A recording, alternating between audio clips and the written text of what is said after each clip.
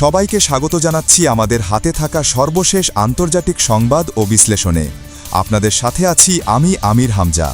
Ukraine যুদ্ধের গত 12 ঘণ্টার ঘটনা প্রবাহ যেন একসঙ্গে রাজনীতি, কূটনীতি আর রণক্ষেত্রের আগুনকে আরও তীব্র করে তুলেছে। কিয়েভ থেকে মস্কো পর্যন্ত প্রতিটি ঘোষণায়, প্রতিটি ক্ষেপণাস্ত্র হামলায় এবং প্রতিটি মানচিত্র পরিবর্তনে স্পষ্ট হয়ে উঠছে যে এই সংঘাত এখন আর শুধু সামরিক লড়াই নয়, এটি বাস্তবতার সঙ্গে বাস্তবতার সংঘর্ষ। একদিকে ইউক্রেনের প্রেসিডেন্ট ভলোদিমির জেলেন্সকির রাজনৈতিক জুয়া, অন্যদিকে রাশিয়ার কঠোর সামরিক ও কূটনৈতিক অবস্থান। জেলেন্সকি প্রকাশ্যে জানিয়েছেন তিনি তার ঘোষিত ২০ দফা শান্তি পরিকল্পনাকে গণভোটে তুলতে প্রস্তুত, তবে তার বিনিময়ে তিনি এখনও রাশিয়ার সম্মতিতে অন্তত ৬০ দিনের যুদ্ধবিরতি চান। অ্যাক্সিওসের বরাতে এই তথ্য সামনে আসার পরই ইউক্রেনীয় রাজনীতিতে নতুন আলোড়ন তৈরি হয়েছে, কারণ আগেই আলোচনা ছিল যে এই গণভোটে আঞ্চলিক ছাড়ের প্রশ্নও থাকতে পারে। একই সঙ্গে জেলেন্সকির দল সার্ভেন্ট অব দ্য পিপলের শীর্ষ নেতা জানিয়েছেন ইউক্রেনে ভবিষ্যৎ নির্বাচন অনলাইন ও অফলাইন মিলিয়ে হাইব্রিড পদ্ধতিতে আয়োজনের পরিকল্পনা রয়েছে, যা স্পষ্টভাবে ইঙ্গিত দিচ্ছে যে যুদ্ধের মধ্যেই ইউক্রেন একটি বড় রাজনৈতিক রূপান্তরের দিকে হাঁটছে। ইউরোপীয় মিত্রদের সঙ্গে সমন্বয় করে জেলেন্সকি বর্তমান যুদ্ধরেখা ধরে সংঘাত থামাতে আগ্রহী এবং প্রয়োজনে বড় ধরনের রাজনৈতিক ছাড় দিতেও প্রস্তুত। কিন্তু ঠিক এই মুহূর্তেই রাশিয়া থেকে আসা একটি বিবৃতি পুরো চিত্রটিকে ভিন্ন দিকে ঠেলে দিয়েছে।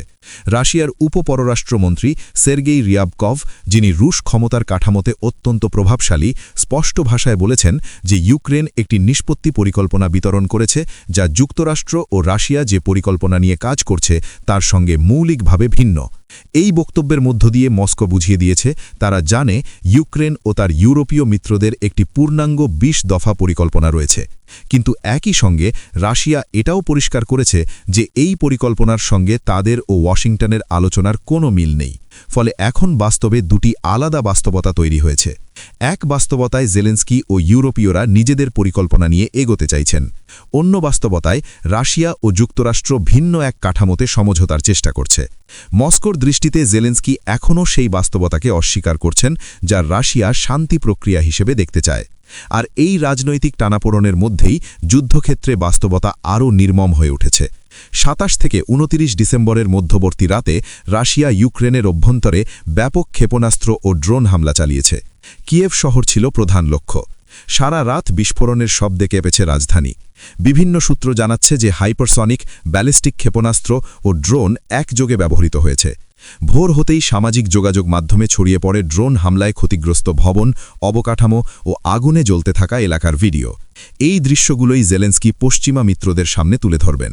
তিনি তার শান্তি পরিকল্পনা দেখাবেন এবং চেষ্টা করবেন পশ্চিমা দেশগুলোকে রাশিয়ার প্রস্তাব প্রত্যাখ্যান করতে রাজি করাতে।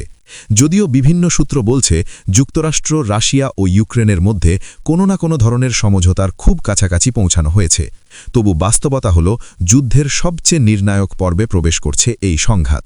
একই সময়ে ইউক্রেনপন্থী সূত্রগুলো দাবি করছে যে রাশিয়া গত ১ বছরে প্রায় ৪ লাখ নতুন সেনা নিয়োগ দিয়েছে এবং ইউক্রেনের সামরিক গোয়েন্দা সংস্থার প্রধান কিরিল বুদানভ বলেছেন ২০২৬ সালে রাশিয়া আরও ৪ লাখ সেনা নিয়োগের পরিকল্পনা করছে।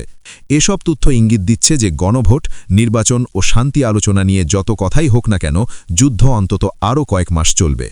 মাটির বাস্তবতায় গেলে দেখা যাচ্ছে জাপোরিঝিয়া ফ্রন্টে রাশিয়ার অগ্রগতি স্পষ্ট। গত ১২ ঘণ্টায় তারা স্তেপনোগরস্কের আশপাশে অবস্থান শক্ত করেছে।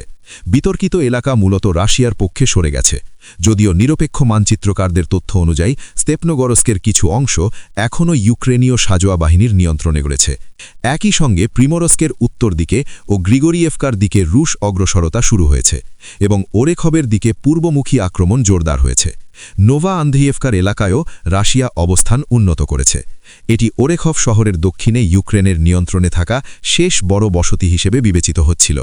গত ২-৩ মাসে নোভা দানিলভকা ও মালোতোকমাচকার আশপাশের রুশ অগ্রগতি এই চাপকে আরও বাড়িয়েছে। পূর্ব জাপোরিঝিয়া দিকের চিত্র আরও নাটকীয়। ২৬ ডিসেম্বরের শেষে গুলিয়াইপোলিয়ার প্রায় ৬০% রাশিয়ার নিয়ন্ত্রণে ছিল, কিন্তু ২৭ ডিসেম্বরের সকালে মানচিত্রে দেখা যায় প্রায় ৮০ থেকে ৯০% এলাকা রুশ বাহিনীর দখলে চলে গেছে। মাত্র ৫% বিতর্কিত এলাকা এবং আরেক ৫% ইউক্রেনীয় নিয়ন্ত্রণে রয়েছে।